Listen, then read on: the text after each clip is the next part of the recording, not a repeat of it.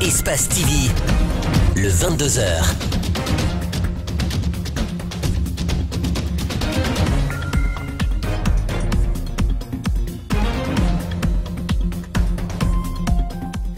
Bonsoir à tous, bienvenue aux 22h. Voici les titres à développer dans ce journal.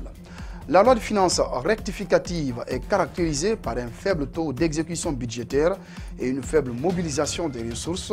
C'est du moins ce qui ressort de la présentation du budget par le gouvernement. Acteurs politiques et sociétés civiles pointent la mauvaise gestion et invitent les autorités à une utilisation rationnelle des ressources du pays. Des habitants du district de Konkouré impactés par le projet Swapiti dénoncent leurs conditions de recasement par les autorités. Ils accusent le gouvernement de ne pas tenir ses promesses, notamment d'indemnisation. L'une de nos équipes est allée à leur rencontre. Focus à suivre dans ce 22h. Enfin, sommet du G7 en France, 13 200 policiers et gendarmes épaulés par les forces militaires sont mobilisés pour assurer la sécurité du sommet. C'est une annonce du ministre de l'Intérieur français, Christophe Castaner. Merci de nous rejoindre au compte de cette grande édition de la soirée.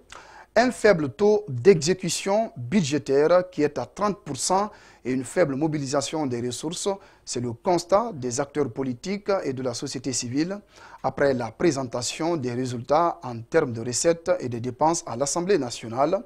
Dans ce cas, ils invitent le gouvernement à une utilisation rationnelle du budget pour financer des infrastructures telles que les routes, la santé ou encore l'éducation. On fait le point avec Djibril Ba et Abdoulaye Kamara. La loi de finances rectificative, dans son article 50, résulte d'une explication des autorités des finances sur des modifications à apporter sur le budget de l'année en cours. À la suite de cet exercice des ministres en charge de l'économie, les réactions affluent de partout. Il faut que nous nous mettions à l'œuvre et que nous nous mettions au travail. Les Guinéens sont sous les manguiers en train de parler et il faut que le gouvernement fasse tout, ça ne peut pas se faire. On est en train de former des cadres, il faut que les initiatives se créent, il faut mettre les travailleurs au pas. Le budget qui a été présenté affiche de faibles taux d'exécution. Dans sa partie recettes, il donne 47%, ce qui n'est pas rassurant, fait remarquer ces députés. Il dénonce le manque de capacité du gouvernement à toucher tous les secteurs générateurs de revenus. Les raisons sont claires au dire de cet économiste. Avant de parler de dépenses, il faut d'abord parler en fait de ressources. Si on n'a pas de ressources, on peut avoir les meilleures intentions possibles, on n'y arrivera pas. Et pour le faire, il faut absolument lutter contre la corruption, renforcer nos administrations, notamment les administrations, les régies financières, et puis sécuriser ce qui est aussi mobilisé. Il y a le problème aussi de coordination au niveau des structures chargées de récolter les recettes. Il faudrait revoir cette situation au niveau de la douane, des impôts, le commerce,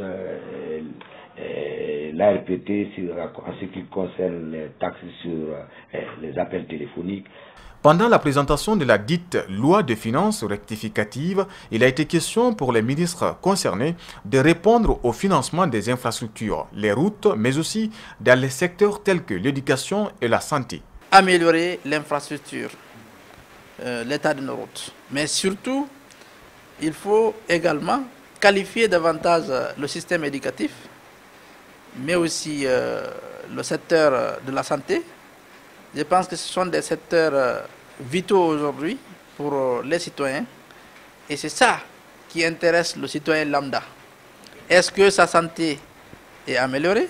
Est-ce que l'éducation est de qualité? Nous avons véritablement l'accès à des soins de qualité, l'accès à une éducation de qualité, mais aussi des infrastructures routières de qualité pour permettre non seulement aux citoyens guinéens de circuler librement, mais aussi de permettre aux producteurs d'écouler leurs marchandises. Force est de poser des interrogations sur la gouvernance actuelle de l'État, surtout quand on se focalise sur les déficits soulevés par les uns et les autres. Touré, lui, fonde son espoir sur un budget qui trouvera son équilibre d'ici la fin de l'année. Ils sont nombreux, les citoyens qui exigent de l'État des résultats à la suite des recettes engrangées par le ministère du Budget. Alpha Abdoulaye Diallo estime que le gouvernement a beaucoup à faire. Toutefois, il propose des alternatives sur le contenu du budget à mobiliser. Éventuellement, il est au micro de Djibril Ba. Il est nécessaire aujourd'hui que le ministère du Budget puisse identifier véritablement des opportunités pour que ce gap soit comblé. Parce que sinon, à la longue, ça peut créer des écarts qui auront de l'impact par rapport aux dépenses prévues. Et ça, c'est fondamental.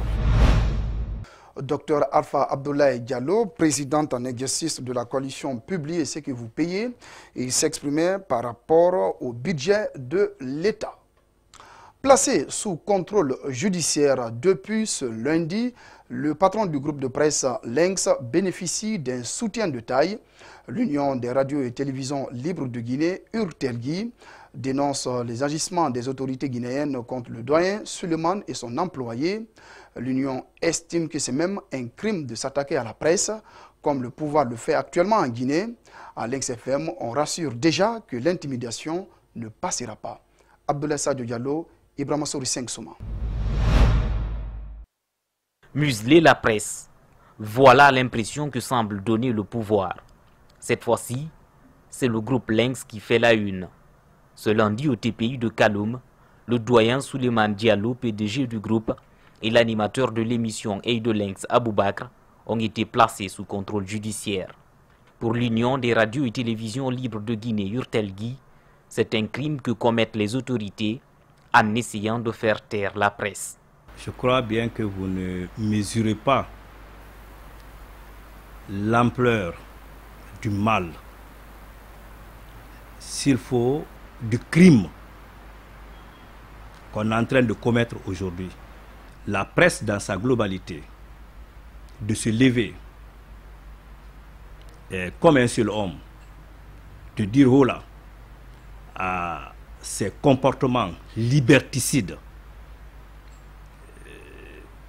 qui tranchent, Toto vous le dira avec les mœurs. Sanou Kerfala Sissé, qui s'offusque ici, dénonce aussi la procédure biaisée des services de sécurité dans la gestion de cette affaire visant le groupe Lynx. Mais ces ajustements ne vont pas survivre longtemps, promet-il. Au niveau de l'Union des radiodiffusions et télévisions libres de Guinée, nous avons pris des dispositions. Et dans les minutes qui suivent, nous allons réagir de manière énergique pour mettre terme à ces agissements. Rien ne pourra nous intimider, rassure de son côté le rédacteur en chef de la radio Lynx FM. Je rassure à tous ceux qui nous écoutent, à nos auteurs, que si je vais en prison, Aboubakr va en prison, Diallo Suleiman va en prison, il y aura toujours des journalistes aguerris, des animateurs aguerris pour continuer à animer l'émission Eye de Lynx. Donc, ils ne vont pas nous intimider. La mise sous contrôle judiciaire du PDG de Lynx, Ida Aboubakr, exige d'eux de se présenter chaque mercredi et vendredi au TPI de Kaloum. Cela fait suite à une plainte du ministre de la Défense nationale, Dr Mohamed Diané, pour délit contre l'autorité publique. Ces dernières années, la presse guinéenne fait face à un réel défi, celui de répondre aux plaintes quotidiennes des membres du gouvernement Condé. Certains ont même été incarcérés.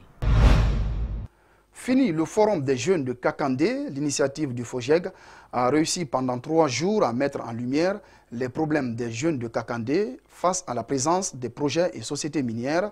L'objectif est de voir cette pléthore de sociétés en opportunité de promotion de l'emploi et de l'entrepreneuriat pour booster la jeunesse vers un développement dans la localité. On fait le point avec nos envoyés spéciaux. Parrainé par le ministre des Mines et de la Géologie, le forum a eu le soutien de plusieurs acteurs qui s'engagent pour le développement de la ville de Boké. Mines et développement communautaire, mise en place de TPE et PME locales, appui et financement, tout a été dit pendant ces 3 jours. Le maire de Boké se réjouit de cette initiative. Ces 3 jours de forum que nous venons d'assister, les thèmes ont été très intéressants. Et tout concerne comment est-ce que nous pouvons avoir les méthodes, des pratiques pour pouvoir donner à cette jeunesse une certaine autonomie leur organisation dans certains domaines, comme au niveau de l'emploi, surtout dans le respect du contenu local. Le président du Forum des jeunes de Kakandé pense que le FOJEG a reçu l'organisation. Mais pour lui, le défi reste à la mise en œuvre des recommandations, d'où son engagement. C'est maintenant le combat commence, c'est maintenant on doit redoubler d'efforts. C'est qu'on a fait un premier pas, il reste à emboîter encore 1000 pas pour réussir le pari. Et c'est pourquoi nous allons passer par tous les moyens avec les ONG qui sont autour de nous, de mettre donc la pression et au niveau du ministère des Mines, au niveau donc du ministère de la décentralisation et voir ensemble la main dans la main comment prendre en compte ces préoccupations des 9 collectivités plus la commune urbaine de Boké. Les participants sont venus de toutes les collectivités de Boké pour exprimer leurs préoccupations. Participer à ce forum, ça m'a beaucoup plu parce qu'il y avait beaucoup de choses qui se passaient au niveau de la localité, de ma localité, concernant les sociétés minières et autres structures que je ne savais pas. Et ça a été une fierté, ça a été un sentiment de joie parce que là, ça reflète l'image de notre société. Et en plus, c'est une manière de nous féliciter, de nous encourager par rapport à notre volontariat, à notre engagement par rapport à ce FOJEG, à ce mouvement, à ce forum des jeunes de Boké. Le prochain forum des jeunes de Kakandé est attendu l'an prochain. Espérons que le comité de suivi des recommandations fasse tache d'huile et que les sociétés minières respectent leur programme d'accompagnement selon le contenu local et le code minier. Un total de 13 200 policiers et gendarmes épaulés par les forces militaires sont mobilisés pour assurer la sécurité du G7, annonce le ministre de l'Intérieur Christophe Castaner en visite à Biarritz à 4 jours de l'ouverture du sommet. Je vous propose de l'écouter. Nous avons déployé des moyens majeurs, nécessaires, adaptés. Ainsi, le dispositif de sécurité mobilisera 13 200 policiers et gendarmes. Ils seront épaulés par les forces militaires qui assureront des missions de contre-terrorisme et de protection de nos abords aériens et maritimes. Ils seront appuyés également par les forces de l'ordre déployées côté espagnol. Et je veux à nouveau vous dire combien elles sont exceptionnelles. En bref et en images, la police turque tire des canons à eau et des gaz lacrymogènes sur des manifestants qui tentent de se rassembler devant la mairie de Diyarbakir pour protester contre la destitution de 3 maires pro-kurdes. Le président du Parti démocratique du peuple, Sezai Temeli, s'est joint aux manifestants, tandis qu'un député HPD a été blessé au cours de l'opération de police. Voilà qui met fin à ce journal. Merci de votre aimable attention.